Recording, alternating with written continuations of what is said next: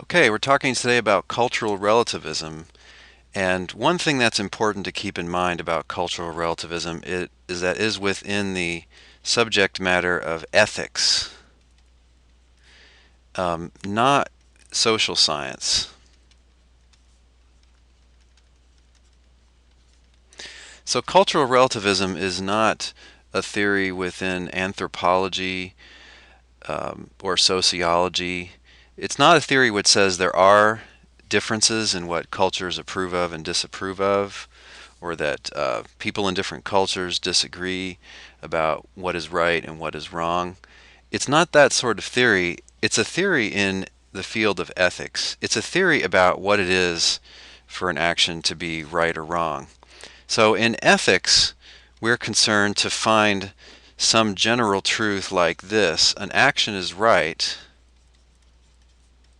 that is morally right, if and only if some condition is fulfilled. And the theory is the difficulty of coming up with an ethical theory is figuring out what to put in that blank spot. And of course, we also want to know what it is for an action to be wrong. So an action is right if and only if, it flows from good intentions, or if and only if it causes the most pleasure for the most people, or an action is right if and only if it's what God commands. There are different theories, and cultural relativism is one such theory. And the basic point is that an action is right just in case a culture approves of it, and it's wrong just in case a culture disapproves of it. And so one action can be right relative to one culture and wrong relative to another culture. Okay, but I'm jumping ahead a little bit. First, let's just put on the table 6 different claims made by cultural relativists. And these claims are not an argument. There are no premises and conclusions here. These are just 6 related claims that they make.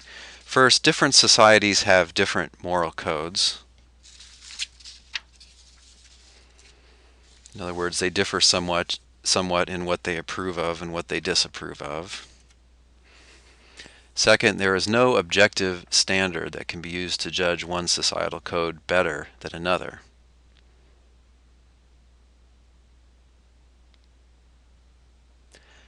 So people say things like, well, this culture approves of polygamy and that culture disapproves of polygamy, and who's to say which is right? There's no objective standard. There's no way you could possibly judge which culture is correct. Just, different strokes for different folks. Third, the moral code of our own society has no special status. It is merely one moral code among many. 4, there is no universal truth in ethics. That is, there are no moral truths that hold for all peoples at all times.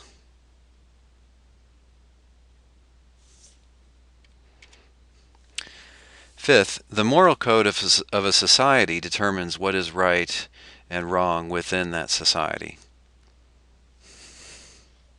And sixth, it is mere arrogance for us to try to judge the conduct of other peoples. Okay, so this isn't an argument, it's just 6 different claims. And people who call themselves cultural relativists make these claims. And we can go through them and ask, are these true? Are these things that we should believe? Now, as far as the first one, I think we know this is obviously true. I mean, how could you disagree with this, that different societies have different moral codes? I already gave one example. Some approve of polygamy and some disapprove of polygamy. Some societies have approved of infanticide, just setting out your unwanted infant to die by the elements or by wild animals, or just actively killing your unwanted infant. Say you wanted a boy and you get a girl. Well, you just dispatch that infant. There have been societies that have approved of that. Our society doesn't. What about this second claim? There is no objective standard that can be used to judge one societal code better than another. Now, this one isn't obviously true. It's very controversial. And when we look later in the course at some different theories about right and wrong, such as that by Kant and by Mill, we'll see that they would say there is an objective standard that can be used to judge one societal code better than another. Maybe one society approves of a lot of wrong actions, and another society doesn't, and so maybe the second society is better than the first on that score. The third says the moral code of our own society has no special status, it's merely one among many. Well, sure. I mean, it's not going to be special, it's not going to be more reasonable than any other code just because it's ours, right? The fourth and fifth are very controversial. There are no universal truth in ethics, no truths that hold for all people at all times. Some people would agree with that, but other people would give examples like this. It's wrong to torture innocent babies merely for the fun of it. Some people would say that that's a universal truth, that at all times and all places it is wrong to torture innocent babies merely for the fun of it. And they would say it doesn't matter if this is in ancient Greece or in India in the year 1750 or in America in the year 1950. At any time and place, that principle is going to hold true. So that's controversial, but that's something that cultural relativists say. The fifth one I have put in bold because this is the defining thesis of cultural relativism right here. So you want to definitely remember this. That's the definition of cultural relativism. The moral code of a society determines what's right and wrong. In other words, for an action to be right, just as for an action to be approved of by a society, and for an action to be wrong, just as for that action to be disapproved of by a society. So it's a relativism, and right and wrong are real, but they're relative to cultures. So you could have one action which is both right and wrong, but it would have to be relative to different societies. 5, needless to say, is very controversial. It's not obviously true. If you think it's obviously true, maybe you're thinking that people get their own moral ideas from their culture. In other words, the way people think about which actions are right and wrong is determined by their society. But look, that's not what 5 says. 5 is not a thesis about how people think. It's not a thesis of psychology or sociology. It's a thesis about right and wrong. And when you realize that, you realize it's not obviously true. And 6 is controversial as well. Now you might think it's really arrogant for us to just look at some society that we've never lived in and say, oh, look what they're doing, it's wrong. How can they have that practice, that custom that they have? Yeah, you want to be careful. You don't want to be the ugly American that just makes snap judgments and passes judgment for no good reason. But look, you could think of examples where it doesn't seem arrogant for us to judge the conduct of other people. Consider the example of female genital mutilation that's practiced in some countries. Female genital mutilation. This is where it's kind of based on the idea that a woman needs to have their sexuality restrained, that if they're not fixed in this way, they won't be a reliable wife, they won't be controllable. What female genital mutilation is they take a young girl or a baby and they cut her clitoris off, which means that she basically can't experience sexual pleasure for the rest of their life.